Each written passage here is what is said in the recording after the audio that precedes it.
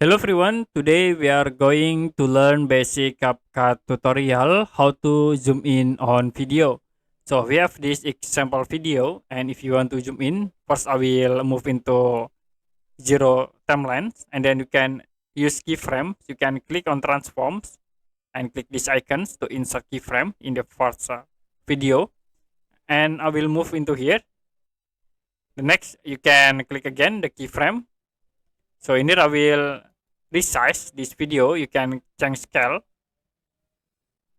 and then you can move the video like this, and if you play, the video will be zoom in.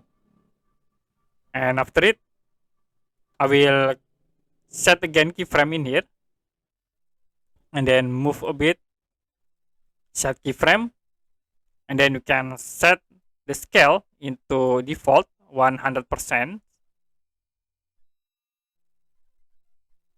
and you can move the video into center point. Now you can play the video zoom in, and then after this keyframe will be back into default.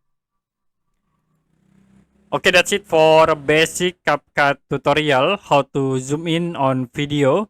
If you have any question about tutorial, you can comment below this video.